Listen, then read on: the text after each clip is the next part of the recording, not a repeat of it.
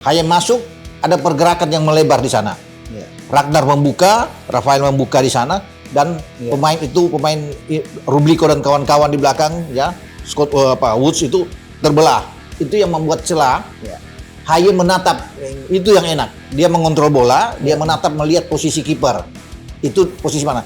Agak ke kiri, jadi dia taruh bolanya itu, tembakan agak ke pojok yang memang membuat kiper itu mati langkah. Bola yang diangkat oleh Nathan Cho itu tidak melambung jauh, ke tiang jauh. Iya. Dia taruh bola yang datar, yang cepat disambar, yang motong untuk Dan itu perlu keahlian, Bung. Ya, keahlian, kecermatan, ketepatan itu, dan timing. Timing dari seorang Rido pantas untuk memenangkan pertandingan. Tapi ada catatan. Catatannya itu bahwa di lini depan ini kita masih lemah, tidak optimal secara keseluruhan bermain.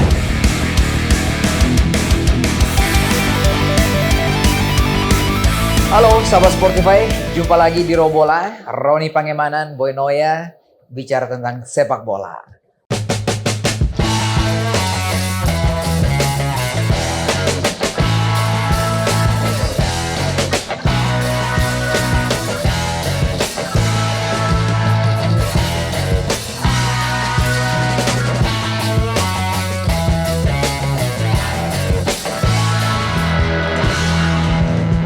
Ayo Bung.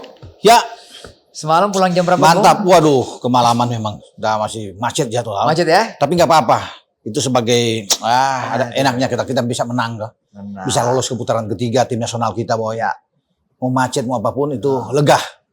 65.000 penonton ada ditumplek di GBK. Hujan tapi tidak mengendorkan semangat. Betul.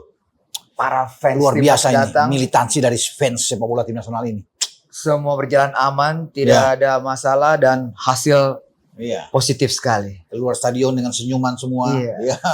Jadi pasti nih para netizen tim nasional tidur nyenyak semalam. Tidur nyenyak dong. Tidur nyenyak. Clean sheet 2 gol. Clean sheet lolos 2 ke putaran gol. ketiga, bukan cuma lolos ke putaran ketiga, Boy. Sejarah tercipta di GBK. Pertama kali Indonesia tuh bisa lolos ke putaran ketiga, Boy. Dengan format seperti ini, Bung, format seperti ini kan. Dengan format seperti ini. Jadi di garis bawahi dengan format seperti ini langkah bagus. Kalau boleh dikatakan di era modern seperti ini kan. Wah, luar biasa. STY sudah menaruhkan tinta emas, ya kan? Good. Kalau bicara di yang sekarang ini. Oke, Bung. Oh ya. Saya nggak mau terlalu euforia. Betul. Euforia cukup semalam. Kita lewatin itu. Semalam hari ini dan sampai nanti putaran ketiga akan berlangsung. Itu yang harus kerja keras, berpikir keras, ada effort yang tepat, sasaran, ya kan? Sudah semalam euforia kita. Hari ini kita mulai melihat ke depan seperti apa, Bung. Itu 3 bulan tidak lama loh. 3 bulan tidak lama. Ke September kan nantinya. Iya. Dan kita akan tentukan, Boy.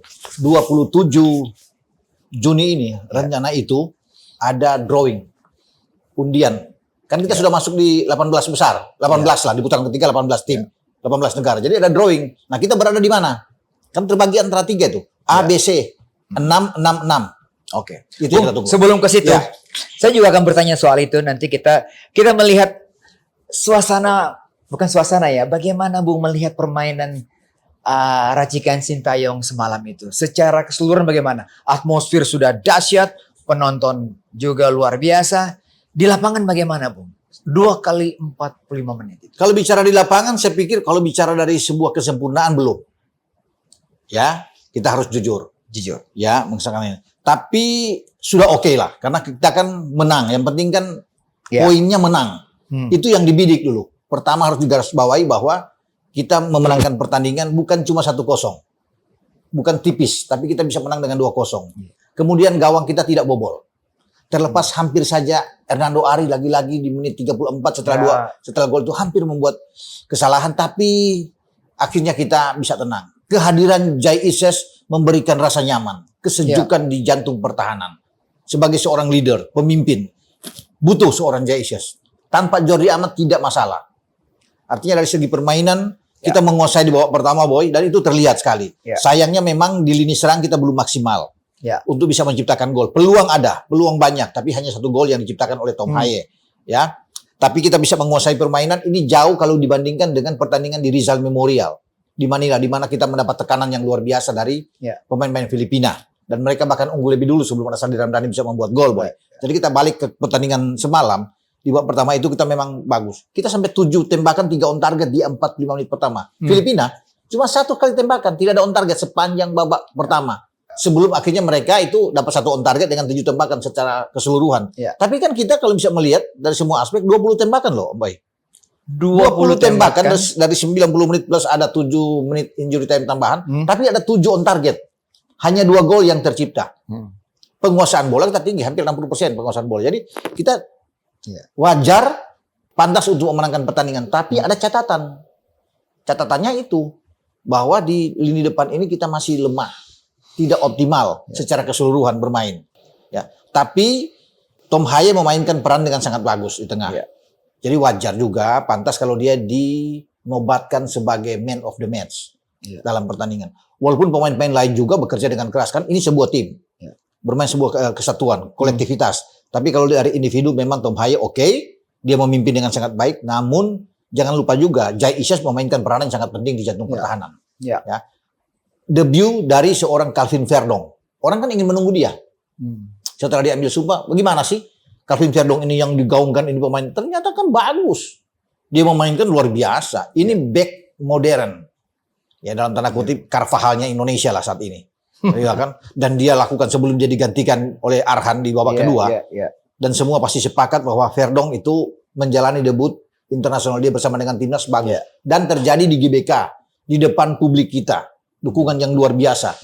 Ini sangat baik. Catatan lain lagi yang ada, boy, jangan melupakan juga peran dari seorang Nathan Cho.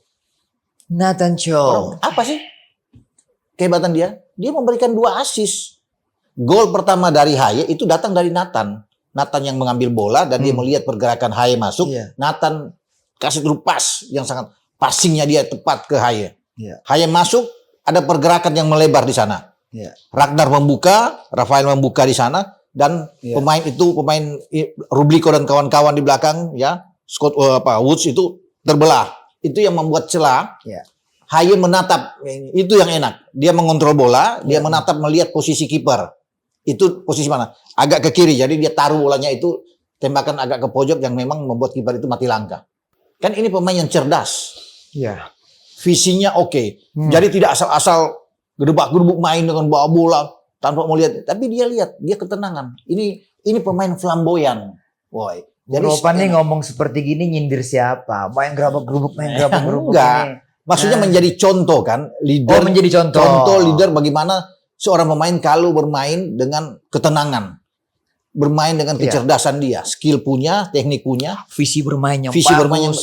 Dia tahu dan bermain bola dia menatap, dia lihat lawan. Ada nggak lawan yang dekat? Tidak ada. Iya, Bung. Dia lihat, betul. Dia mau lihat lawan, dia kontrol, dia dapat bola, dia kontrol sambil masih menatap posisi kiper di mana. Nggak gampang itu. Hanya pemain-pemain yang berpengalaman seperti Tom Haye, Bang Toha, ya kan? Tom Haye, sering disebut para netizen, boy. Bang Toha. Dan lihat gol dia kan berkelas golnya, Bung. Waktu preview kita kan bersikeras sekali bahwa Tom Haye ini harus dikembalikan pasangannya dengan Ivar Jenner. Iya. Tapi SCTV melihat sesuatu yang lebih komprehensif lagi, Bung. Dia kan punya pilihan sebenarnya, Ivar atau Nathan. Dua-duanya punya karakter yang sama. Sebenarnya perebut bola, box to box, bermain berani, dan Haye yang mengatur. Itu kan ada 2 karakter yang berbeda. Haye kan lebih stylish bermain. Nah, bukan pemain yang bisa bertarung destroyer di sini. Nah, itu ada di Ivar dan Nathan. Sebuah kesimpulan yang diambil oleh STY tentunya melihat bahwa dia ingin menempatkan Nathan untuk bisa bermain lebih dulu. Dengan Ivar, bukan Ivar jelek, enggak. Kan hanya 11 pemain yang boleh ada di lapangan, boy. Betul. Dia harus bisa melihat ini siapa, yang saya turunkan duluan siapa. Nanti soal masuk sebagai super sub itu oke lah. Dan Ivar kan masuk menggantikan Nathan Cho. Ya kan? Dan ini pemain kan bagus. Dia memberikan itu jawaban terhadap STY. Nih, lu mempercayakan gua gini nih. Lu kasih gua main, tapi gua kasih 2 assist. Dan dua-duanya membuahkan gol. 1 kepada Haye dan 1 kepada Rido. Jadi gak salah kalau pemain paling favorit di antara cewek-cewek di GBK itu cewek-cewek banyak datang ke GBK kan Nathan Cho semua tulis Nathan Cho luar biasa Nathan. Dan anak ini kan agak pemalu.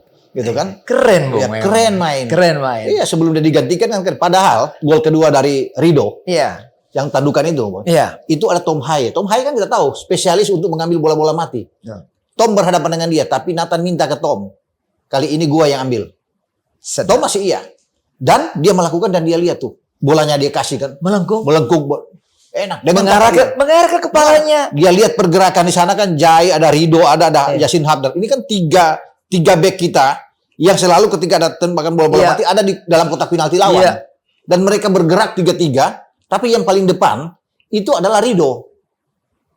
Dan Rido memotong bola itu. Jadi bola yang diangkat oleh Nathan Cho itu tidak melambung jauh ke tiang jauh. Iya.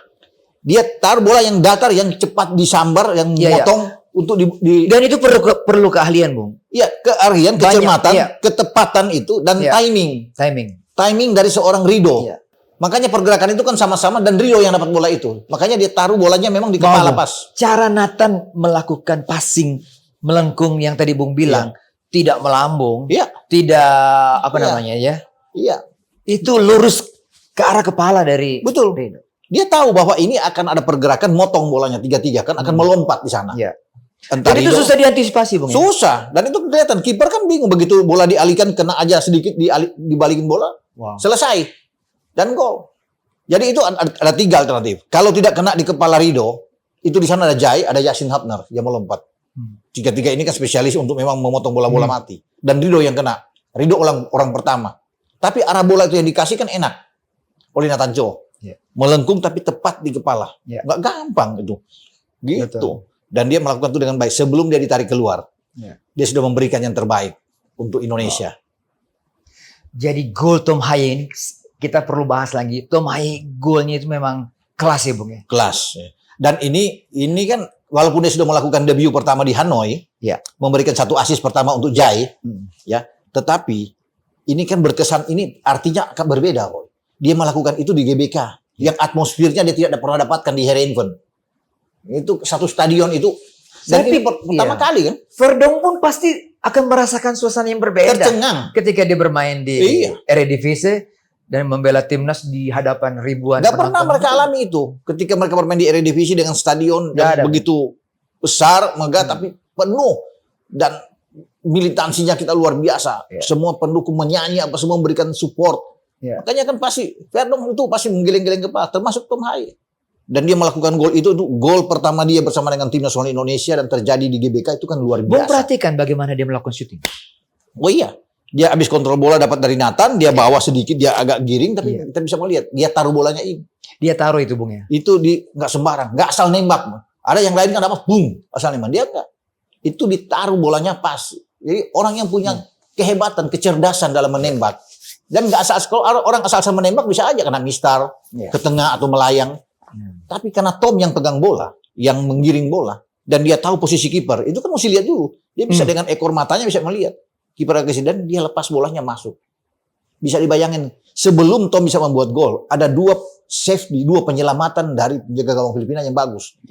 Termasuk satu dari Marcelino kan, ketika Marcelino dapat dan tembakan yang dia masih di blok. Sebelumnya ada Calvin Verdong dari pinggir juga yang dia bisa antisipasi. Ada tandukan dari Ragnar kan, yang tipis yang dia masih bisa. Tapi tembakan dari Haye, dia nggak bisa bergerak sama sekali, terdiam. Jadi dia cuma tengok begitu. Tengok saya. Itu penempatan bola yang sangat baik dari pemain yang berkelas. Dan gol itu yang membangkitkan semangat kita. Dan saya setuju, Bung. Kita akan agak sedikit, aduh kok susah buat karena gol. Kelihatan memang kita kalau nggak ada gol itu agak frustrasi. Terus bisa menyerang. Betul. Datang secara bergelombang. Kita tekanan kita, tapi kan pemain-pemain Filipina bermain dengan rapat, agak dalam bermain. Mereka hanya meninggalkan satu, Patrick Reichert di depan, striker mereka yang kapten. Kemudian di belakang itu bertumpu sama pemain. Mereka taruh bahkan sampai 5, ada 4 gelandang yang menutup di sini. Itu yang menyulitkan pemain-pemain kita menguasai memang, tapi mereka coba untuk membuat kita frustrasi. Target bagi pelatih mereka, Tom Seinfeld ini adalah Indonesia tidak bisa membuat gol di babak pertama dulu. Selesaikan babak pertama dengan tanpa ada gol. Itu kan akan membuat kita juga beban. Dan mereka berusaha untuk mencuri gol di babak kedua. Atau di babak pertama kalau ada kesempatan dengan counter attack mereka lakukan itu. Kalau mereka bisa mencuri gol kan kita goyang. kalau sampai Filipina bisa membuat gol. Iya. Tapi kesempatan itu yang ditempati oleh Tommy itu setelah mendapatkan Iya. umpan dari Nathan yang berharga sekali, Iya. dia memecah semua kebuntuan itu. Deadlock namanya itu. Deadlock itu. Dan Deadlock. hebatnya, tadinya kan begitu rapat, ketat boy. Tapi begitu Gol? bola itu datang, itu kan agak terbuka. Iya. Karena ada pergerakan Ragnar sama Rafael yang melebar, membuka Jadi ini. ketarik. Perhatian lawan tuh ketarik. Dua back belakang Filipina itu ketarik. Betul. Karena pergerakan Iya. Ragnar. Rafael, dan Marcelino juga yang Iya. bergerak untuk membuka ruang. Nah, Iya. dia ketutup hanya dengan Rublico yang ada di depan. Dan dia posisi kiper dia lihat. Kemudian dia flashing bolanya. Jaraknya itu kira-kira berapa meter, Bung? Agak jauh, agak di luar kotak kan? Luar kotak, Bung? Iya. Di luar kotak. Dan dia taruh. Dan dia flashing bola itu pas. Itu kan di flashing bola ditaruh, ditembak tapi Iya. sehingga kiper itu tak berdaya. Hanya melongok begitu, hanya melihat. Dan itu susah. Biasanya kiper kan punya antisipasi yang bagus. Iya. Tapi kali itu enggak. Gol inilah yang menjadi titik balik kita untuk bisa lebih nyaman bermain, lebih enak. Betul. Gitu. Dan Hayes sering melakukan ini, Bung, di Oh iya. Tendangan bebas dia dan melakukan juga itu. shooting seperti gitu. Dia melakukan dengan sangat baik. Dan dia sampai terharu gol ini, dia bisa menangis, boy, bisa kelihatan sekali kan bahwa dia menanti kesempatan ini dengan baik sekali dan terjadi juga di GBK. Iya, iya. Makanya dia itu pantas dibikin julukannya sang profesor kan?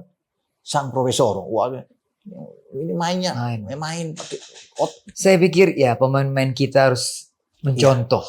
Ya. Dan coba lihat, kalau dia pegang bola, apakah pemain-pemain Filipina mampu merebut? Tidak bisa. Apakah pemain-pemain Vietnam ketika bermain di Hanoi mampu merebut bola dari dia? Nggak bisa. Ketenangan dia sangat baik sekali. Kalau dia sudah melindungi bola, bagus. Screening bolanya Screening bolanya Iya. Istilah sepak bolanya, screening bolanya prima sekali. Iya. Dan kalau bola tanggung yang dia dapat, dia cepat meluncur dengan tackling untuk bisa memberikan bola ke Jai, ke belakang, ke Rido atau ke Hapner. Cepat dia motong. Jadi dia memang Satu lagi, Bung, simple banget mainnya. ya memang begitu. Main bola kan nggak usah memaksakan. Kita lihat, kita ada di GBK, kita lihat bagaimana Kita kan pergerakan. berdua saksikan itu kan, Iya. lihat dari secara dekat. Simple sekali.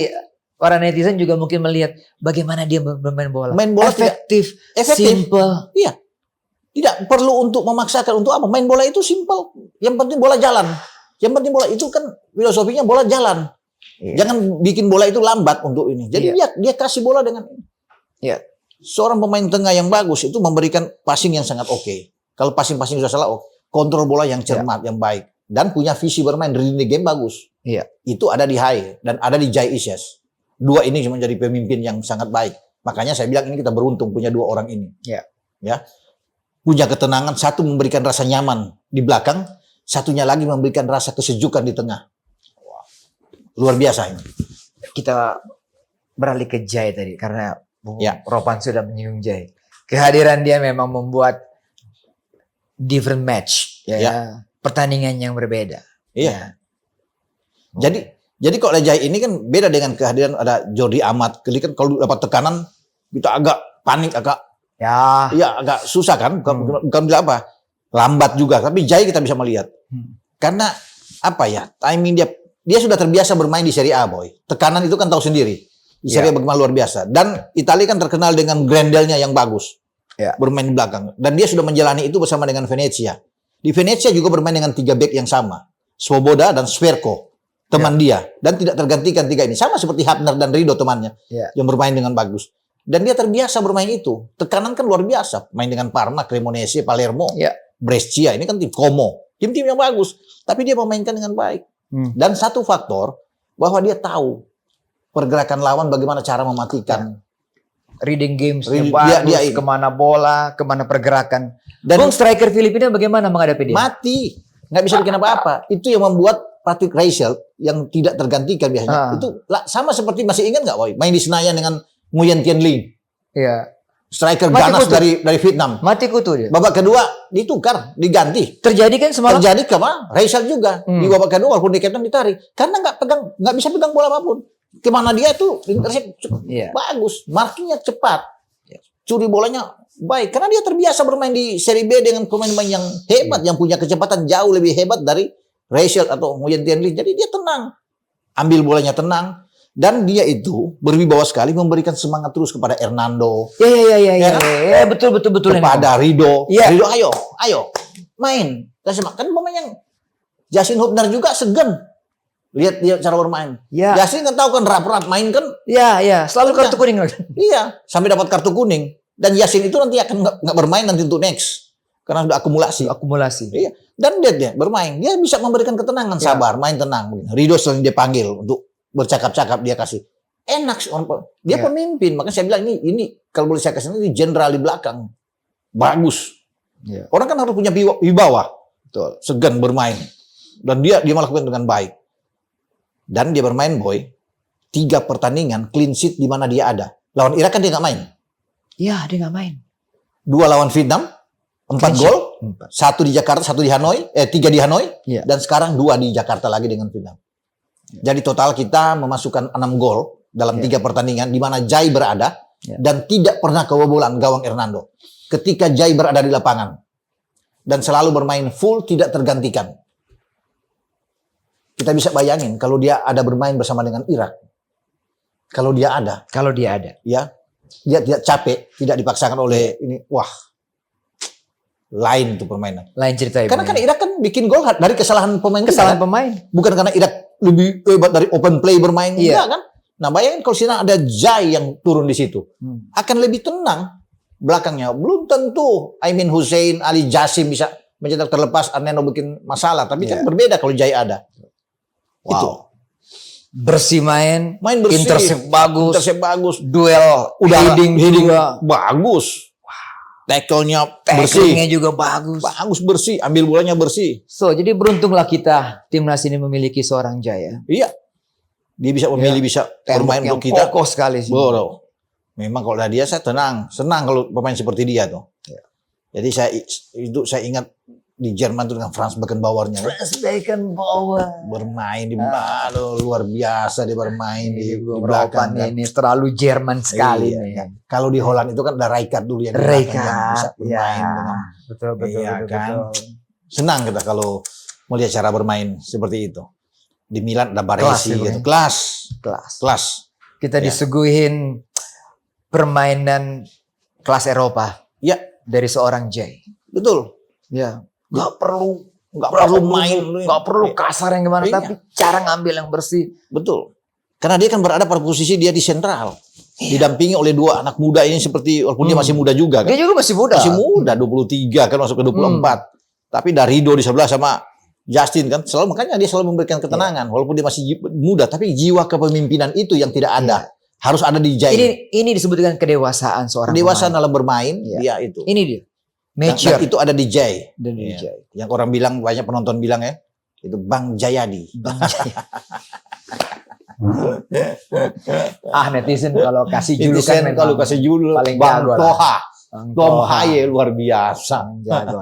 Bung, ya.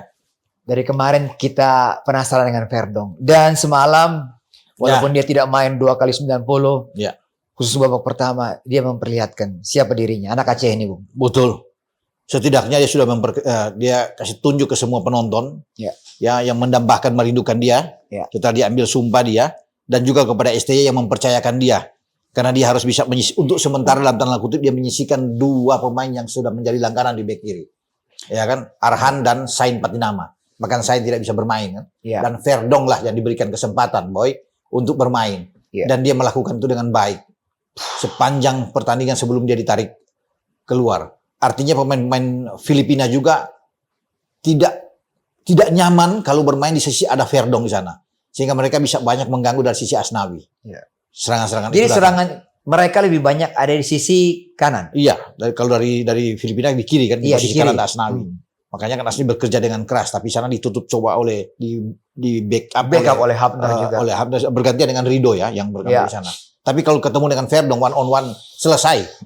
Nggak pernah mereka bisa masuk dari Verdong. Verdong terbiasa di Eredivisie Boy. Nah pemain-pemain Vietnam ini kan tidak bermain di pemain Filipina ini kan tidak terbiasa bermain. Bung lihat nggak cara dia melakukan crossing Bung Verdong? Bagus berapa kali. Dia bermain begitu baik karena kan dia kan sebelumnya pemain depan. Jadi dia tahu dari bermain dari wing, dari flank. Dan lihat crossing dia. Ada satu tembakan dia yang Iya, keras sekali. iya. Di babak pertama. Babak pertama. Kencang. Saya bisa melihat bagaimana Itu kayaknya dia mau coba, Bung. dia coba aja, Dia coba itu, dia dites ngetes ini. aja kan. Luar Nah, biasa. dia tes di depan publik. Nih loh, kaki kiri saya. Dan pertahanan Filipina, Boy, dari sisi kanan ini selalu direpotkan dengan pergerakan dua pemain kita. Iya. Yaitu Ragnar Verdong dan Verdong. Kan itu satu jalur mereka. Iya. Bermain secara bergantian untuk bisa merobek Iya. dari sisi pertahanan sebelah kanan itu. Itu yang membuat jatuh bangun bagi pertahanan Filipina. Sulit. Jadi memang luar biasa. Dan Filipina itu sudah kalah kelas. Kenapa? Karena gelandang mereka nggak berkutik sama sekali, nggak berbuat banyak. Itu yang membuat juga Rachel tidak bisa dapat masukan bola. Karena Ingreso, Baldissimo di tengah dan Chico Bailey yang diandarkan. Yang nomor 20 itu. Ya, yang dihajar tuh sama Justin tuh. Justin hajar. Iya. Kan nggak berkembang. Bertiga itu nggak bisa. Karena mereka berhadapan dengan Nathan Cho, Tom Hai. Itu sulit mereka itu. Iya, Sehingga Rachel itu nganggur di depan. Iya. Isolasi. Karena kita tutup dari sini. Kekuatan Filipina kan ada di situ. Di Ingreso, di Chico Bailey. Ya, dan Baldissimo, Michael Baldissimo. Nggak bisa bikin apa-apa ketiganya ini. Makanya tiga-tiganya ditarik keluar. Di babak kedua. Ada satu momen ketika Verdong juga melakukan soloran 2-3 pemain dilewati. Akhirnya harus dilanggar, Bung. Betul. Berarti pemain ini memang memiliki skill individu yang Skill bagus, punya kecepatan, berani bermain. Bung, Ya. perhatikan bodinya, shape bodinya. Iya, mantap ya, kelihatan. Mantap. Dan karena itu, saya bilang ini Tidak terlalu tinggi, tapi iya, kering. itu lihat dengan Dani Carvajal kan, Iya. Real Madrid kan begitu model-modelnya kan, Iya. mainnya keras, cepat bermainnya dari sisi itu kan. Jadi memang kita punya pemain-pemain yang oke. Kalau bilang di bidang grade A ya itu, Verdong ini grade A. Iya. Bermain di klub peringkat ke-6 Eredivisie. Mana ada pemain-pemain Filipina bermain di Eredivisie yang top? Nggak ada. Verdong melakukan itu. Makanya kalau kita di putaran ketiga, Boy, ada penambahan lagi, oke lah. Mantap. Ya, pertanyaannya sekarang, bagaimana penampilan Asnawi, Lino? Ya kurang, ya gimana ya kalau bisa dilihat ya. Mereka harus bisa belajar dengan apa yang ada dengan pemain-pemain yang sudah resmi menjadi warga negara kita. Kan nggak perlu lah kita bicara naturalisasi karena mereka sudah warga negara Indonesia. Mereka sudah pemain nasional kita. Sudah pegang paspor. Jadi mereka mesti belajar dengan kedewasaan bermain seperti Tom Hai, Jai bagaimana. Tidak perlu juga untuk memaksakan. Lino oke secara teknik. Tapi kadang-kadang kan masih muda ini anak. Egonya masih ada. Masih bisa kutak-katik. Bisa nggak puas kalau cuma lewat satu pemain. Maksudnya mesti di 2-3 aksinya dikurangin lagi. Bermain simpel seperti Boy bilang tadi. Ikut gaya Hai ya. Tom Hai kan. Gak pernah memaksakan diri Tom Hai untuk masuk. Ada momen-momen yang dia tahu saatnya untuk masuk atau kasih bola. Kan lebih simpel. Kalau dapat bola kasih bola jalan terus kan enak tuh. Di lapangan. Dan menghemat tenaga kan. Dan Dino harus melakukan hal yang sama. Untuk bisa mengatakan ini. Asnawi juga di kanan. Karena kalau ke depan berat. Asnawi kalau permainan average seperti begini susah. Kalau bisa bermain. Sandi bisa menggantikan posisi dia. Karena ingat, Verdong juga bisa bermain di kanan. Bisa. Karena anak ini kan beberapa posisi dia bisa ambil. Back tengah juga dia bisa main. Gelandang bertahan bisa main. Jadi banyak pilihan. Jadi Asnawi mesti kerja keras. Dan dia sebagai kapten tapi justru yang bertindak ya dalam kapten bayangan ya Tom Hai sama Jai Ises yang selalu memimpin. Iya. Ini kan bukan Asnawi, ya. Itu yang kita mesti lihat dan mungkin bagi STY harus berpikir lagi untuk ke depan bagaimana. Ya, untuk bisa melihat pemain-pemain yang pas untuk bisa memakai ban kapten itu kan nggak mudah, nggak sembarang, ya. Gitu. Bukan berarti kita bilang Asnawi jelek, enggak. Tapi kita butuh orang leader yang menjadi pemimpin yang benar-benar pemimpin, yang disegani oleh semua rekan-rekan. Nah, Jai kan enak kalau dia bisa menegur lawan, bisa melihat karena pengalaman dia bermain di Serie B sekarang sudah di Serie A. Ya kan? Dan itu harus diakui. Pemain Indonesia pertama yang bermain di Serie A pada musim depan. Siapa lagi gitu loh. Asnawi perlu lebih smart lagi, Bung ya. Perlu lebih smart lagi dalam bermain bola. Overlappingnya juga minim. Betul. Ya, terkadang juga passingnya juga passing yang tanggung, Ya. salah juga. Karena kemarin tuh yang lebih aktif bermain kalau bicara di flank Nah. itu Verdong dibandingkan Iya, Asnawi. Harus betul. diakui ya kan. Netizen Iya. juga bisa ngomong. Coba kita membandingkan dua flank kita antara Asnawi dan Verdong. Verdong lebih agresif. Lebih agresif. Yang lebih takuti lawan Verdong Iya. daripada Asnawi. Jadi memang Asnawi harus belajar melihat bagaimana cara bermain Verdong yang sangat baik. Oke, karena Verdong kan bermain di kelas divisi yang lebih tinggi lah. Tapi pemain-pemain kita harus lebih terpacu. Oh, begini main. Gini. Jadi harus ada improve ke depan karena persaingan ini makin tajam ke depan. Apalagi kalau misalnya untuk berikut di next round kita bisa dapat pemain-pemain belakang yang handal. Atau misalnya Kevin Dix datang, Kevin Dix bisa bermain di bek kanan loh. Dia memang bek kanan. Sebelum ditarik menjadi bek tengah dia di kanan. Nah kalau Kevin Dix ada, pemain Copenhagen yang mengalahkan MU di Champions League, di UCL. Misalnya kalau dia ada, boy, dia pasti bisa taruh di kanan. Dan akan lebih kuat. Kalau Kevin Dix di kanan dan Verdong di kiri,